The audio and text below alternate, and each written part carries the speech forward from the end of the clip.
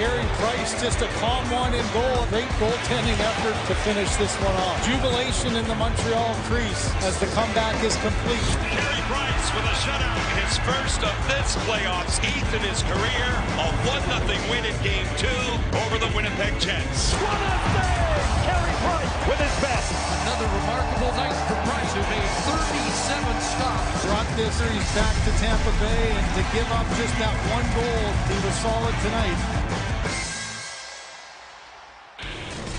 An extraordinary resume that lacked one check mark. He had not been to the Stanley Cup final until this playoffs, when he decided, I'm going to strap this team on my back despite a 3-1 series deficit in the opening round to the Toronto Maple Leafs, and I am going to get us, the Montreal Canadiens, to the Stanley Cup final.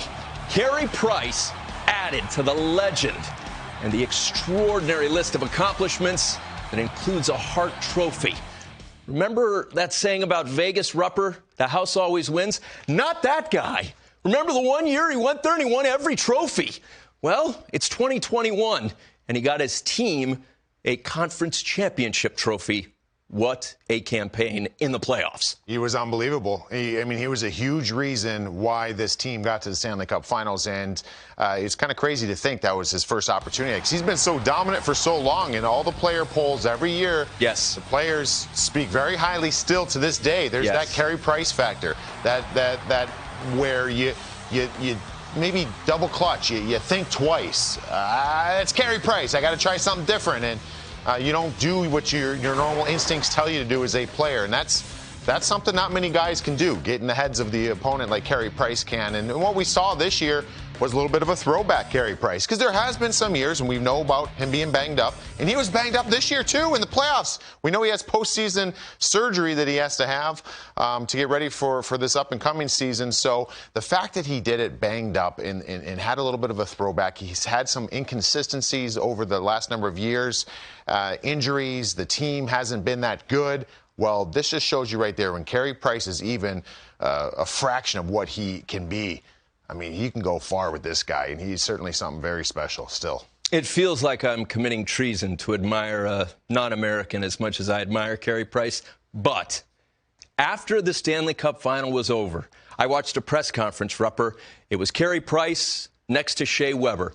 And Carey Price was asked, in the end, Carey, what was the difference in the series? He said, I needed to be better earlier on in the series. He was interrupted by Shea Weber, who said, nope, we needed to be better in front of him. That's character. That, to me, is what makes Carey Price and Shea Weber special. These two, and specifically Carey Price for this show, have tons of character. Yeah, they do, and those things are huge, because it's a culmination of both, right? You need your defensemen and your forwards to play a certain style and type of game in front of a goaltender. But I think that what we saw this year, and Montreal did a really good job, they had some big D. They have big D. They were clearing the front of the nets. You're not going to beat Carey Price outright on shot one.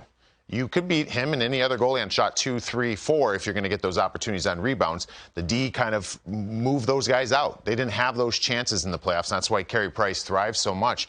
But I think that it showed Carey Price, who's back to being very efficient, very smooth. And those comments that he said when it was all said and done in the Stanley Cup Finals was moving to that standpoint of both guys having each other's back, but also the way his demeanor is in the net. He's so calm that even when we saw Montreal getting outshot in games in the playoffs, 31-16, they just look confident. Why? Because he's confident. And when Carey Price is confident, I'm going to feel confident as well, because you know you're in good hands. The Blackhawks have gone to extra time 4 times this year. They've never been able to win a game. DeBrincat to Kane for DeBrincat. He scored! What a play! DeBrincat to Kane to the cat. Bang! OT, GWG, and the Hawks win for the first time in extra time. According to the internet, the most valuable breed of cat is the Ashera cat, costing tens of thousands of dollars. In Chicago, they'll disagree with you. They'll say their feline is more valuable. And who's to argue? Rupper, pound for pound, inch for inch, at 5'7" and 165 pounds, this guy is a huge force. Only Austin Matthews averaged more goals per game this season, with a minimum of 5 games played. Let that sink in. Only the Rocket Richard winner. Holy smokes. What a player. He is. He's been scoring goals for a long time. I've seen him back when he was 16, 17-year-old playing in the OHL in Erie, and he's always scored goals. And there's always been question marks, right? And that's what comes when you have a guy with this size. And he's done nothing but answer that. Look right here. Back in 14-15, rookie year OHL, 51 goals. Then it's 51 goals the next year. Then it's 65 the next year.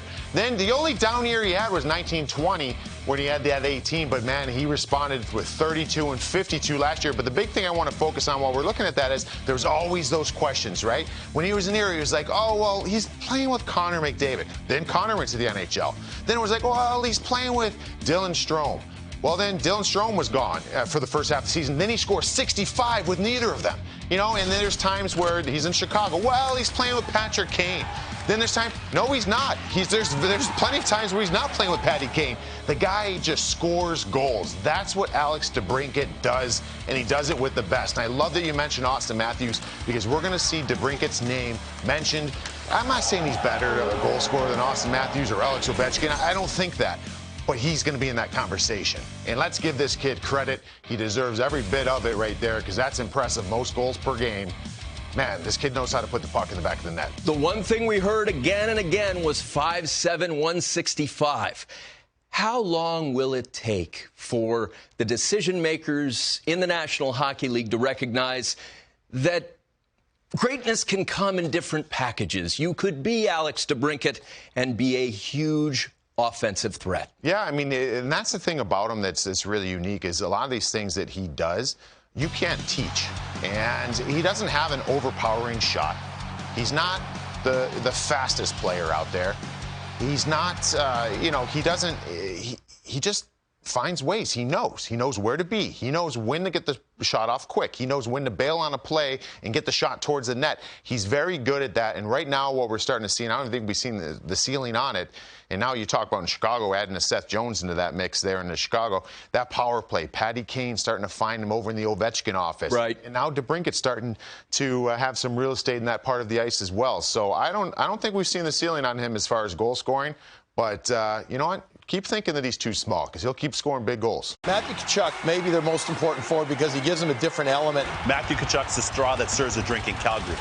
Massey gets bumped hard by you-know-who. Matthew Tkachuk does, as Matthew Tkachuk does, gets under your skin. There goes Tkachuk. He's taking it to Yosef. Rebound score. Tkachuk ties it back up at 5. Rebound through the legs. Oh, my goodness, what a way to end it. Matthew Tkachuk at the buzzer between the legs. You know you're getting max effort. You know you're getting hockey IQ. He's going to compete. He's going to make plays, and he's going to get sandy. Physical player, learned how to finish. The skill he has offensively, too. It's just there's not many players in the league like that. It is Tkachuk. He scores! Oh, this kid, you knew he was going to be a factor. He's got a great set of hands around the net. He plays the game to win. Tkachuk, one-timer, scores! A knuckle puck by Tkachuk. Matthew Tkachuk plays with an edge a lot like his dad, and he is the heart and soul of this Calgary Flame team. You can't run away from the DNA at number 48, Matthew Tkachuk, the son of Keith, the first American to lead the National Hockey League in goals scored. His son, a leader statistically, too. The only NHL player with 40 or more points and 50 or more PIMs in each of the last 5 seasons. And penalties? No one's better at drawing them than Matthew since 2016-17. Rupper, it is our pleasure to be joined by Matthew Tkachuk. The first question for you has to be this. I hear NHL players say, it's a real grind. This past season, 56 games, condensed schedule, 82 games, normal schedule. Every time I watch you, you're on full go, 100%. How do you do it? I try to be. I mean, I know that this year was a little bit different with the schedule and the condensedness of it all, but I just want to make sure that I compete and be a good teammate each and every night. And with a shortened schedule, with the games that close together, it's a little bit harder, but you got to do your best to bring it every night, because that's what my teammates are expecting of me, fans, everybody. So I got to bring it. So we do this list every year, and to be on this list, a top 50 in the NHL, I mean, that's a huge feat. So having you on this list, I think there's a lot of people that look at you and they see the kind of agitating, the drawing of penalties, all these things. But I think sometimes people forget how really skilled you are. So does this feel good for you to be on the list with these other guys? Because you are one of them, and you're just as skilled as a lot of these guys. Yeah, well, I guess I got to put the puck in the net a little bit more to get up higher on that list for next year. But no, it feels I don't know if it feels good or if it's motivation, but there's a lot of great players on that list. So I consider myself to be a solid player that hasn't done a lot so far in the league yet. So hoping for a year where I can prove that this year. And most importantly, it has nothing to do with me. It's got everything to do with team success. I know you make your personal and your team legacy in playoffs. So that's what I'm hoping to do this year is make a very long run in playoffs and do something special with our team because, I would love to do that with that group of guys. They're very special to me and I enjoy working with them each and every day. So it's time for us to do something this year. You're a national treasure. We all knew that when you played World Juniors and won the United States a bronze medal. You finished talking about your team individually, coming down the stretch with 12 points in the final 8 games. What was it about the end of the season that allowed you under Daryl Sutter to be so productive? I don't really know the answer to that. I know that I was probably playing a little bit more, putting in some good spots and playing with some great players. Obviously, I've played with some very good players all year throughout my career there. And I don't know, it just seemed to click and maybe go in for me at the end. But at the end of the day, those games meant nothing down the stretch when we were out of it. And those are the worst games you want to be a part of. So that's my goal, and that was definitely motivation. Never be in those games ever again for the rest of my career. I want to be in a playoff race, or if those games down the stretch mean play for home ice or play for whatever, but we got to be in that playoff mix each and every year. And those were no fun to be a part of, but it was nice for some of us to get some production the last little bit where it was a little bit of a struggle all year for basically our whole team. So hopefully we can try to roll that in. We had a good record at the end of the year too. On the last few games, I think maybe 4-1 to end, even though they didn't mean much. So at least guys are playing for some pride and playing for jobs, and we just got to carry that into next year because we know we're a lot better than what we showed last year. What I loved with one of your answers already is that when we were talking about this list, you said you're going to use it actually as motivation as well. And I love that because there's never contentment, right? You always want to be better. And you're 48 on this list. That might not be good enough for you. And I think that's a really good thing. So what is Matthew Tkachuk working on? Like, what's that next phase in your career that you want to be better at? Well, I think with this year, big thing was consistency. I've prided myself the last few years. I've had some good stretches, and our team's been winning. I've had some not so great stretches, and we've been losing. So finding that consistency, just winning more games. When your team wins more and goes far, it just makes everybody look better. So I'd say that's a big one. Another big one is just improving overall speed. The league's so fast now, and it seems like even when I first came in my first year and second year, there was a lot of just using defensemen as an example. A lot of big guys who we just battle in front of the net and throughout the whole ice. And now it seems like they're just a lot smaller, a lot quicker. So I've got to get faster to be able to compete and outlast those guys. So I think that's probably the main thing I'm focused on this year. And being very healthy this summer, I've done a lot more shooting and trying to finish a lot more. I've had, a lot of great A's this year that haven't sat well with me that I wasn't able to finish and could have ultimately had a different result for our team. So definitely working on finishing this year and just putting the puck in the net more.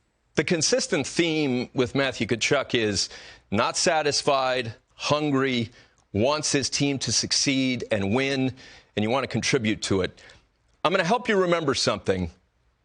There was a game against Nashville. Their goalie, Pekka Rinne, is about 7'1". The goal is 4x6. Do you remember what happened? It had to do with you, a puck between the legs. Do you remember that?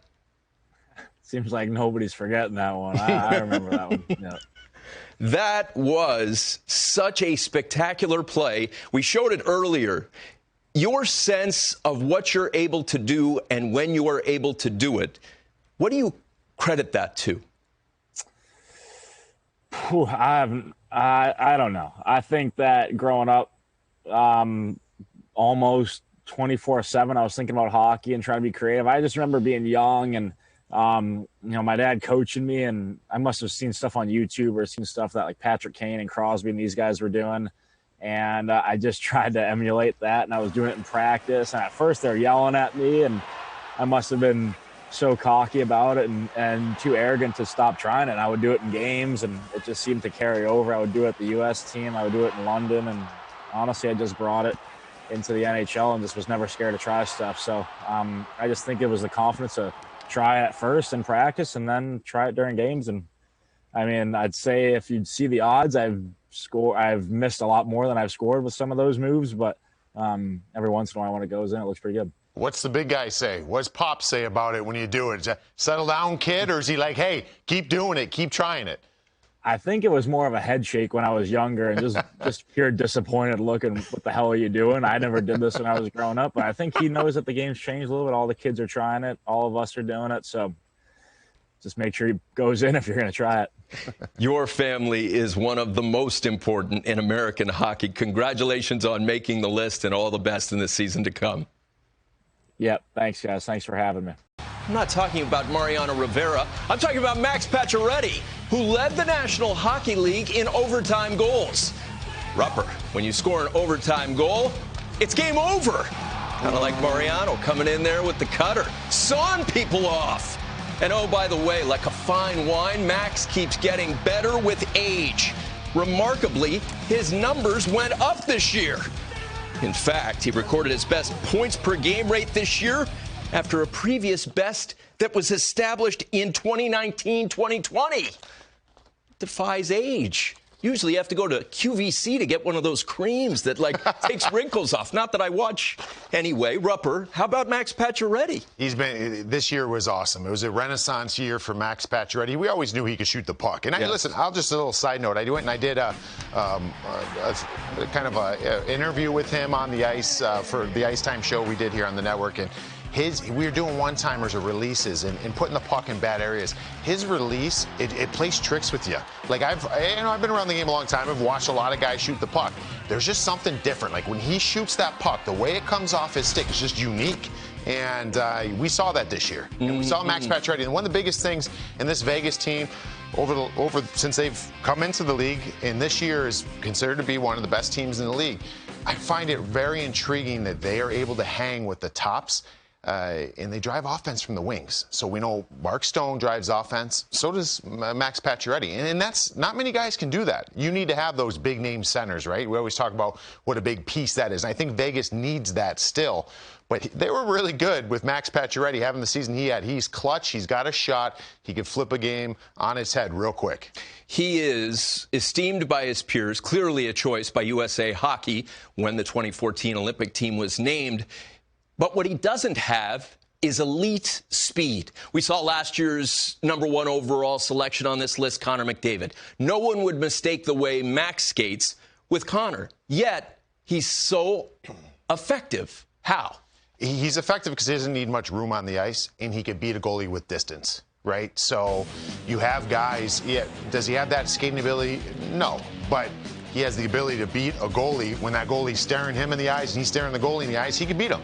And there's a small handful of players in this league that can do that. On top of my head, Patrick Laine, Austin Matthews, Alex Ovechkin. I mean, there's special not names, many, right? Yes. So that's the thing that he does. And when I say he doesn't need much time, the speed gives you separations, and that separation gives you space. And when you have that space, you're talking about world-class athletes here that can score goals. He might not get the separation in that aspect, but he's a big boy. And he can create space in other ways. And all he needs is just a little bit of space. And that puck, like I said, with that release, bang, off the stick, over the shoulder, and he's celebrating with his teammates. This was a big year for Max Pacioretty. They're going to need more of that from him. The horse, he's the thoroughbred, and he's relishing the opportunity to play his game. Shoots and scores off the post and in. 58 special. You need that big stud. Chris Letang is that stud. Chris Letang, a superb individual effort, opens the scoring tonight. I just think that he's in all situations, D, from a physical standpoint. The Montreal native buries that one. Chris Letang, a seeing eye shot through a crowd. It's time to buy new shoes. He's a war dog. He's certainly on track to be a Hall of Famer just based on all the team success and individual success. Just his game is super elite. Another unbelievable play. Elvis has just left the building on the stick of Chris Letang. Oh, the Pens have had some great defensemen over the years. But you know who's number one all time in goals, assists, and points among blue liners? This guy, 58. He helped them win 2 banners, by the way. That'll help people remember Chris Letang. Also memorable, since the start of the 2014-15 season, he's averaged almost 26 minutes per game. That's 4th best among NHL defensemen during that span. They call that minute eating. I'm a specialist at junk food eating. So any kind of eating I admire. Rupper, I know you're high on 58. I am. 58, the Cinco Ocho. I mean, he's a game changer. And that's Chris Letang right there. And he plays the game differently. And there's a lot of really explosive and exciting defensemen in the league. But when you're talking about defensemen that challenge plays up ice, shuts plays down at the offensive blue line, he doesn't wait till it gets back to the defensive blue line.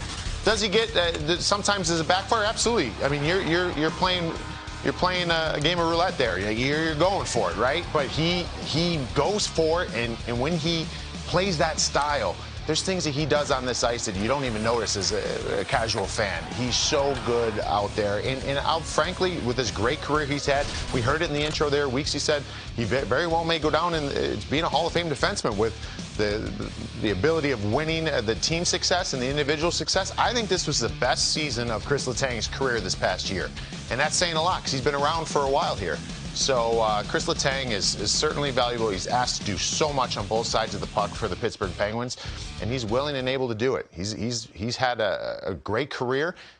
Right now, it looks like he's being even better. He's playing better than he has in that great career up to this point. I admire his resilience. He's overcome so much adversity when it comes to injuries and other issues.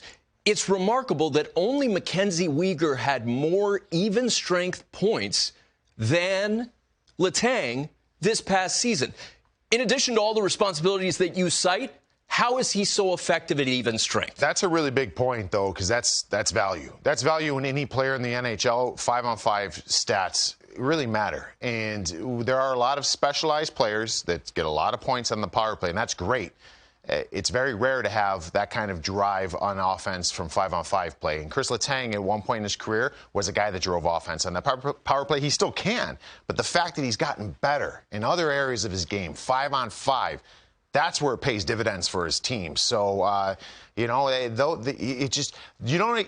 expect anything else from a team that has Sidney Crosby on it, who's always working on his game, and his game is always evolving. Well, so is Evgeny Malkin. So is Chris Letang. And it's throughout that group. That's what makes this team so good every year.